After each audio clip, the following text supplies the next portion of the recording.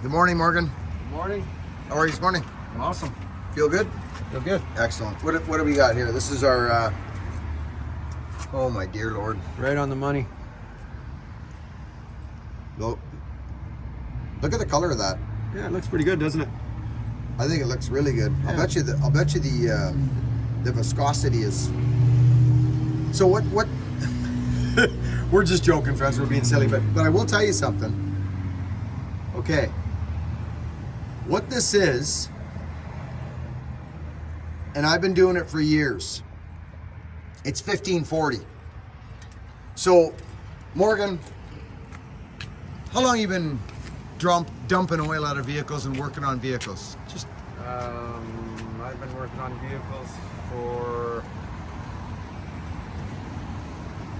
43 years. 43 years, and you're a mechanic, are you? I'm a mechanic, yeah. You're ticketed, aren't you? I'm a certified automotive technician, yeah. Excellent. This oil thing is pretty, it's like anything in the world. Without the internet, no one would ever worry about it, and it never would have been spoken of.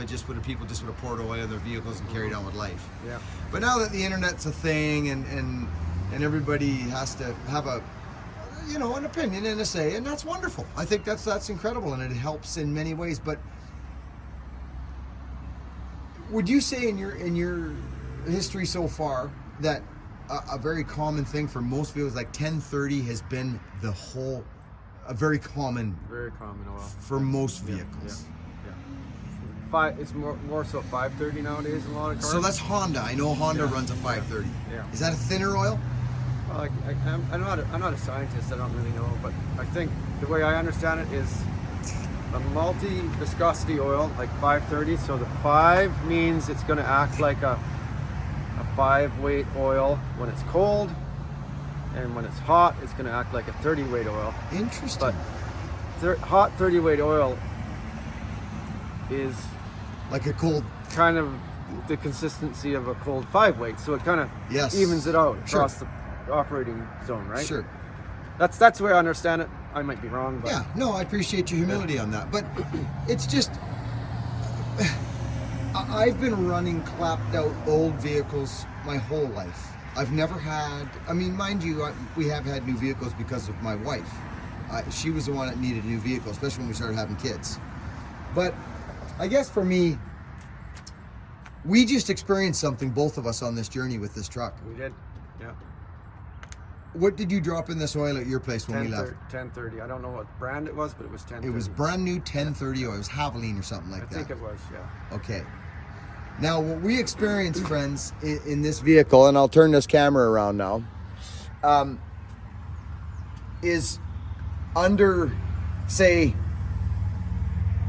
a couple hours of driving, 3-4 hours of driving at about 2,800 to 3,000 RPMs.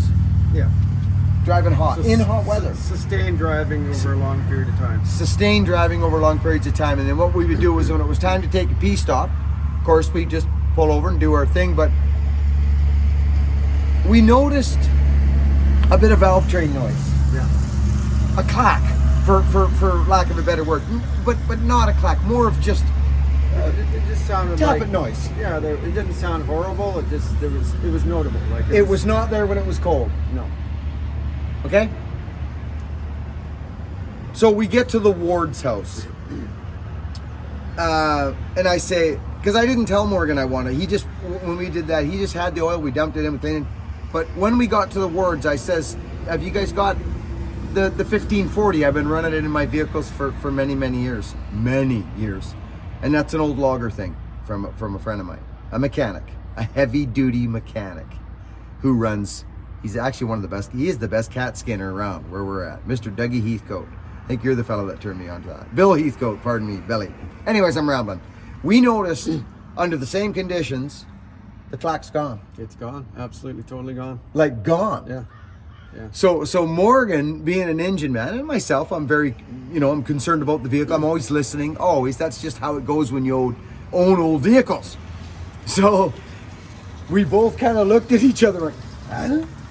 No clack. Why? I just think that the Thicker? Is it thicker oil? It's thicker oil, so maybe the lifters are a little bit worn, and they're just not holding up, right? Very interesting. You know, I don't think that was an issue at RPM. It was just at idle.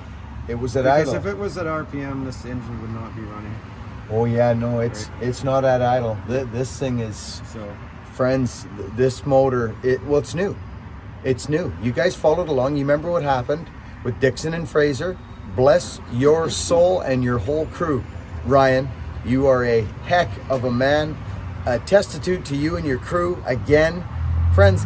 This is a 1967 Mercury pickup truck with a 352 in it that had it when it went to Dixon and Fraser, friends. When it went there, yeah, I believe it had 61,000 original K on it, and that's when we had the issue with the motor when they reassembled, and then he went good and made it new for me. And Ryan, I'll love you for that. So. It's just very interesting to me, friends, that type of stuff. So that to me tells me right there that them old loggers that told me, I says, you know, what do you run? What are you running for oil? What do you run? It's a big thing, right? Well, you want to know my opinion? I'll tell you my opinion. It's a motor. It has moving parts in it. It gets hot. There's friction. If there's any tolerances that are out or a little bit, you need the lubrication, obviously, right? Yes, there's better oils than other oils, but I'll tell you one thing. I think, and this is just me, that there could be one oil available in the world, only one oil for every vehicle on the road, and I bet you she'd just be fine. Don't you think so, Morgan? yeah, I mean, if people would just build things accordingly, right? so A lot of this stuff is just marketing. It's hype. it is marketing, it is hype, but I will say, I think it was Schaefer's and Lucas. Schaefer's and Lucas, that stuff impressed me. It's called Molly, and it's green, and that impressed me. They had a little test when they were selling their oil and they came on the market. They had this little test where they had this arm and they pulled down on this bearing and they opened it like a Pennzoil or a Castrol. Remember that, Mort? And they poured it on the bearing and they squeezed down on it and the bearing started squealing. And as soon as they dribbled the freaking Schaefer's on there and did the same thing, silence. That sold me. But I don't run it. But I'll bet you it's good. Notice that filter? That fuel filter, Morgan? Yeah. What happened? Well, the comment section happened. I didn't want to carry that through our whole trip, so I changed it. I didn't want people squawking at me about it. Wanted to put people at ease. I did. I wanted to put people at ease because I know you guys love us and you worried about us. So, shall we fire it? Looks like our little doodad here popped out again. Yeah. It's fine. No, just leave it there. And you know what, Morgan? I felt it. You could feel it. I don't know. Something happens. Yep.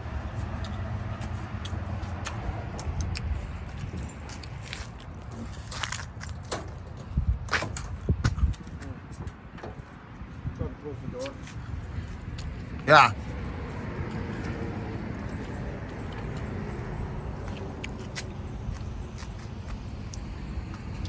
Such a beautiful truck, friends.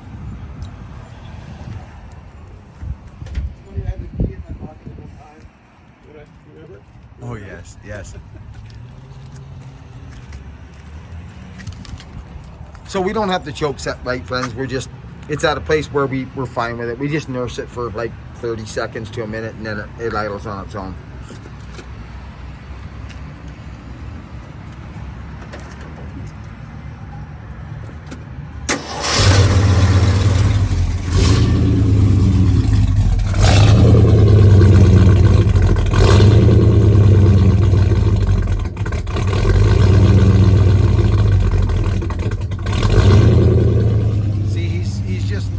Accelerator pump. He'll do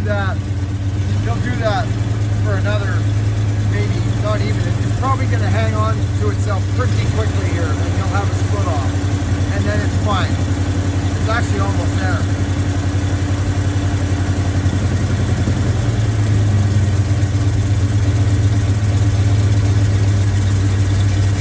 Split off, so it splits off.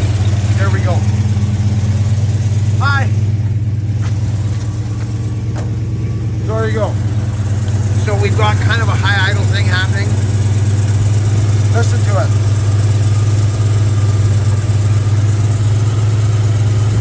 That's the fan and the water pump. That's all I hear. I hear no motor noise. It is tight, friends. Like super tight.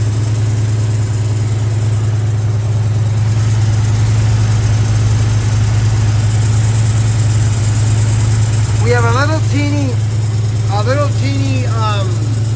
coolant leak in behind the water pump. It is so minuscule, friends.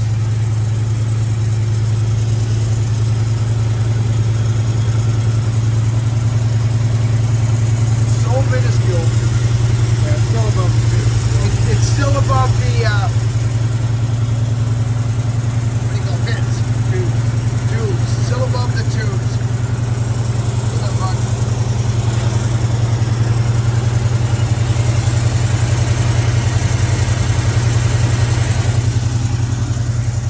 Morgan was saying to me last night as we were driving, he said, you know, Buckin, when we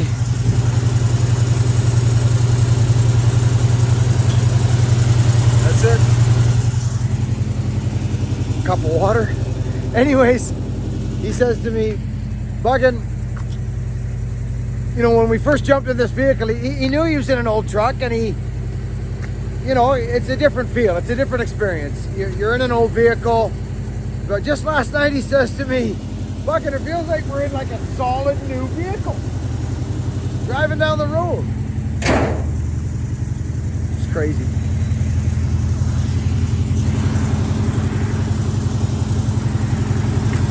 That's coolant. So when you shut it down and park it, a motor kind of pressures up a little, and that's it. That's it. Same amount every morning. And Ryan says it's probably it was a new water pump, so I probably got to tighten a bolt in behind there, but you got to get the right wrench on it. So, friends, we are very grateful. I am so grateful for Dixon and Fraser and this man here, and of course the big fella guiding us down the road, because this is the star of this trip. Myrtle. Anyway, friends, we're heading out. We're shooting for Thunder Bay today. We drove 10 hours yesterday, 9 or 10 hours. We're gonna grab our bags and hit the freaking road. We'll see how she goes today. We love you. Be kind to one another. Stretch out of your comfort zone. The world is beautiful. I had different visions of Alberta, and now they've completely changed. Love yous. Over and out. See you in a bit.